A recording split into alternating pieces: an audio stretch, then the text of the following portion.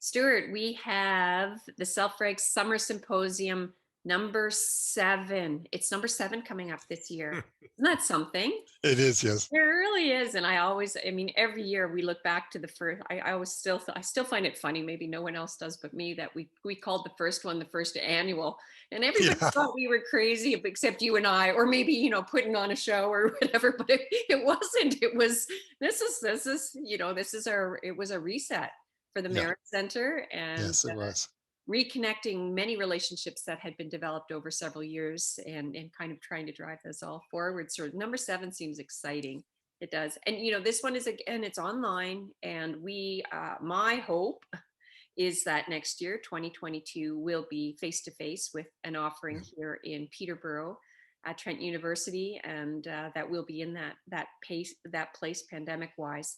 But I don't think we'll ever lose the digital side of the symposium in the future, yeah, because we've connected in people that yeah, cannot travel here, yeah, and we've allowed people to participate in little bits and in ways that are meaningful for them over yeah. time. And so those of you who really are enjoying the online version of the symposium know that that will continue in the future. But we miss our peeps, we miss our community. So I'm really starting. Are you feeling that? This is related to the topic of the symposium. I am feeling really missing people more than I have, even more than at any single point. And I don't think it's just a matter of a whole lot of time has passed. It's that there's something different right now that I'm really missing, the human connection. Yeah, well, we can start to glimpse the light at the end of the tunnel, and Yeah, yeah, yeah. And yes, so I have the same feeling. in a way, our symposium is connected to that, because every year we pick a theme, and we've done everything from, well, we did resilience one year. Oh geez, that put me on the spot, and I'm trying to remember what all the different themes. They were good themes. One was bringing down barriers, trying to address the barriers that would get in the way of bringing in self-reg. This year we really took some time and decided that, this is one to get back to our roots, in the sense of thinking about our own well-being, and of course that has ripple effects, and of course that will be looking at the children that we serve in whatever role that we're in, and the community that we feed. But it is a really, we called it a reset. This is a reset Yeah. year, and I think there's good reasons for that. So, what would you like to tell folks about this summer symposium, and what's special about it, why they might want to attend, what they might walk away with, and why it's just such a special time of the year for us every year? Well, I love the theme that you and the team chose for this year. Um, I love the idea of the reset. In ancient Judaism, every 7 years there was a special celebration where debts were forgiven and you started anew. Yeah, it's a very significant figure, and it was significant for me personally. The theme is calm, kind, and capable, and I realized in my own reset that in the previous 6 years, I've really been focused on children and youth, what's going on in them. And I've spoken a little bit about, the needs and the self-reg needs of caregivers and educators, but it was never the direct focus of my talks. And that's different this year. That is the direct focus. And I'm going to be, it's an opportunity for me to go into something that I haven't really talked about or explained. And it helps us sharpen the whole purpose of doing these 5 steps of self-reg. So I'm going to be doing some new neuroscience. And what I'm going to be looking at is, we talk so much about, becoming calm, becoming aware in step 4, and why this is so important. But what I haven't talked about is, why is this so hard? I mean, why isn't this just a matter of saying, well, what?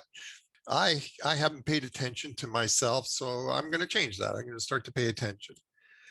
But in fact, it turns out that there's an enormously important story here about how the brain responds to chronic heightened stress. And what I'm going to look at is the effect of stress, first of all, this heightened stress on the limbic system, and in particular on the amygdala.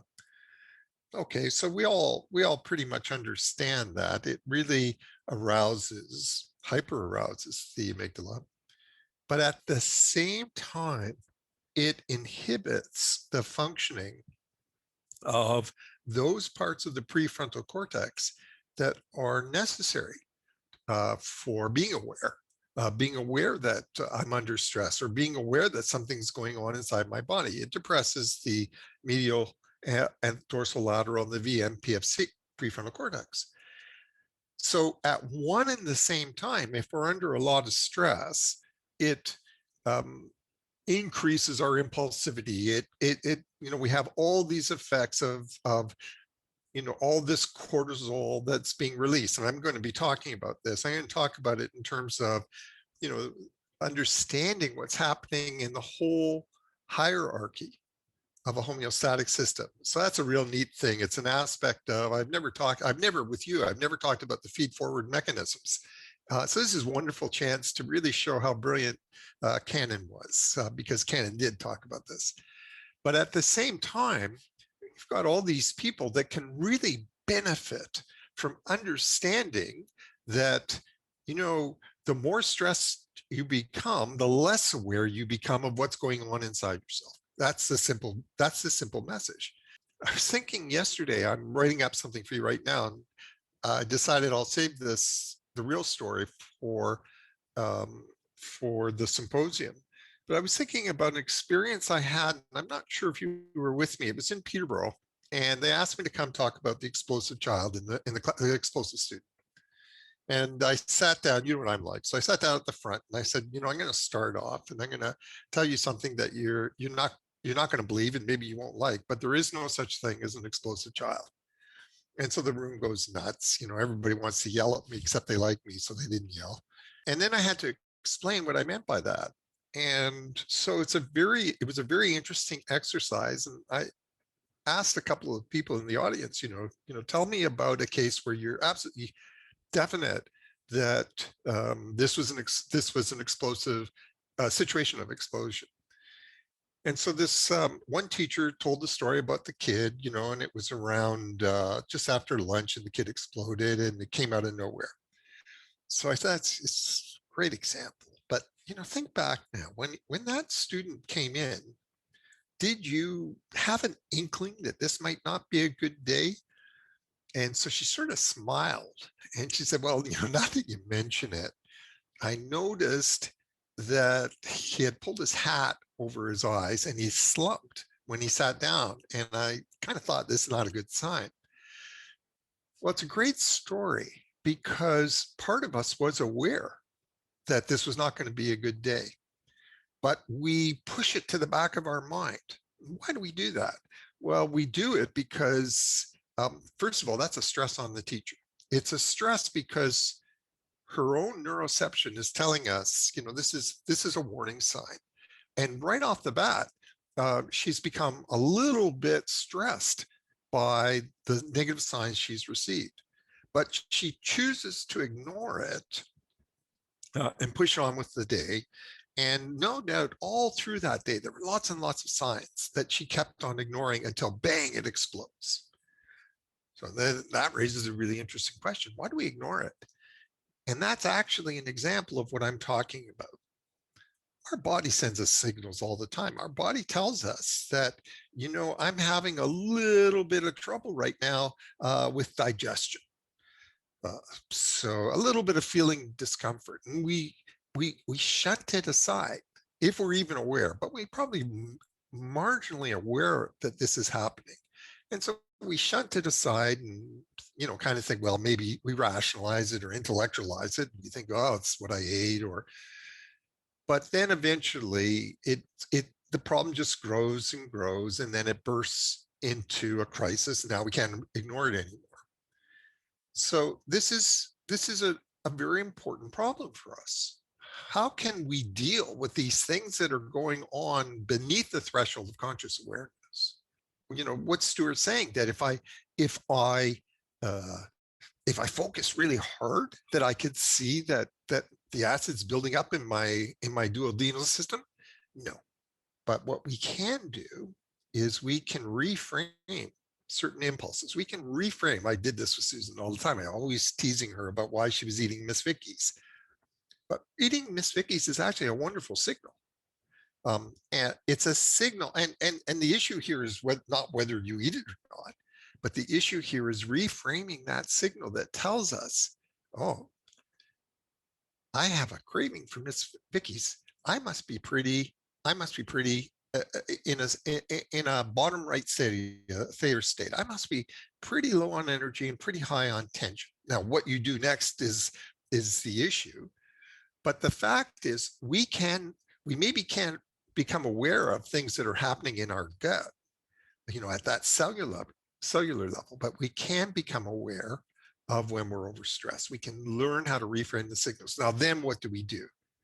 And that's what's really exciting about this summer symposium, because I'll tell a story, a brain story that I haven't talked about before. It'll be new for everybody. It will help them understand, what's going on with afferent signals. Why is it the case that I'm not aware of problems until they become unavoidable? And then Susan and the team will come in and say, okay, so we know that what Self-Reg does is it helps us, it takes us through these steps where we can start to return to genuine state of true health and become aware. That's one of the wonderful gifts of Self-Reg. So when we talk about getting to step 4, which is essentially embody self-awareness, you cannot get there by an act of will. You can't force yourself. You can't do it but you can get there naturally by recognizing your stress load, reducing your stress load, figuring out what the stresses are. And as you do this, embodied interoception and exteroception just naturally return. So it's the perfect combination, I think, this year. We get the science side. It's a really interesting side. And then what's important is it's not just a case of telling you, here's what's happening. Here's how to deal with it. Here's how we can become aware. And this year, the focus is on you. This year, the focus is on the well-being of educators and caregivers. So yeah, I'm excited about it. Well, I love what you just said. And it reminds me and others is the symposium is a special marker for many reasons. We consider it a time that our community comes together, but it is also an exciting time because every year, Stuart brings us new science every single year. And in fact, it is one of the only talks that I know of, actually, from the Merit Center, definitely, that you actually spend the year thinking about where you're going to go, which stories to tell, which, and there is always new. And what's interesting is we tend to take this learning and then we bring it into other areas throughout the year. So you get the firsthand, but you also, so we talk head knowledge, hands knowledge, and heart knowledge. So we're doing head knowledge, but with Stuart, it's more than that because there's always stories and connection. But we'll do the hands knowledge because we're going to begin to figure out, how this might apply. And you'll have all sorts of options in the symposium to work in small groups, to begin to, find others, like-hearted people and folks that are completely different in different contexts and see what you can look at and how you can apply it. But I want to just take a moment and talk about the heart knowledge, because I just read to Stuart the most beautiful letter we received. And occasionally we get these unexpected thank yous in all sorts of different ways. And it was from an individual who's done some learning with us and is really so excited about everything it's introduced, about the shifts that it's brought. And she came here for work, and it's about her personally. And one of the things that she talked about was this sense of belonging. And I want to just emphasize that Self-Reg, the thing about Self-Reg community is it is a community. And some folks have been to every single symposium. Some you'll be your first one. You will leave with friends, friends that think like you do, and connections and people that you can reach out to, and folks that will relate to some of the challenges that you're facing, and this sense of this build up sense that both Stuart and I get. I really feed, it's like energizer for me off of this community. It informs where we go in terms of what we offer in the future, but it also in terms of just being a human being who's trying to make a difference in the world, which is all of you. You wouldn't have found your way to Self-Reg if you didn't feel that. And you're looking for the house, but you're also looking for your community, and that actually makes sense through the science of Self-Reg, right? So I want to just say that's part of this. You'll notice too that when we're thinking about even the ideas of calm, kind, and capable, that they are all interconnected. We can see all of them. So I'll be doing some reframing. I take Stuart's work, unpack it, and so I try to bring some stories and bring it to life for the various practices and the places where it applies. But they're interconnected. There is one that comes first. Do you know which one it is? It's not necessarily the order they're presented in, by the way, but they're all interconnected, and it gives us, you'll leave filled with hope, house, and even if you don't have the concrete house, you'll be asking very different questions, which Yeah. is what leads to the house. And we would love to put together a package of do these 7 things, and we have content for sure, and we have lots of strategies, and you'll hear lots of stories, but every situation, every context is unique. And I Yeah, just want that's to get lovely. one last plug in here to sort of talk about, we have been the Merit Center. Those of you that participated last year know that equity is one of our areas of focus, both in terms of the work we do, but in terms of an organization. So I have done a lot of learning this year, and I have a lot more to do, and some of it will be happening as part of the symposium this summer. But equity is a really important backdrop, in a sense, to what we're looking at, because we will all look through our own lenses, and that's Self-Reg will give you a way to unpack that. We emphasize individual differences. We look at contexts. We look at the idea of kind. What happens when kind is not there? It certainly doesn't go back to the idea of you're a bad kid. It's telling us something, and we can begin to unpack that and have some ways to look at that. Capable is an equal one. When we're looking at the people in our work that we serve, what's our deterministic thinking? What is it we're seeing? Why? And how can my shifts? I can't lend calm if I'm not calm. So how can my shifts in how I am, how I'm seeing, Yeah. how I'm feeling, what's going on internally, change what I see, and that in turn changes what I see. So it's really a path of opening up to the house. So we'll be exploring all of this. There'll be many contributors. There's some core folks that are part of it every year, and I think we have something like 30 people who've done some self-reg learning and applied it in some area of their work or life, that will be doing the little mini 20-minute talks, and lots of opportunity for you to join me in this amazing community and feel what we both feel, which is a sense of belonging with like-hearted people trying to, on that journey for a just society for everyone, all of us, you and I included. Okay, so take care. Please come, join, spread the word. We'd love to see you there for number 7.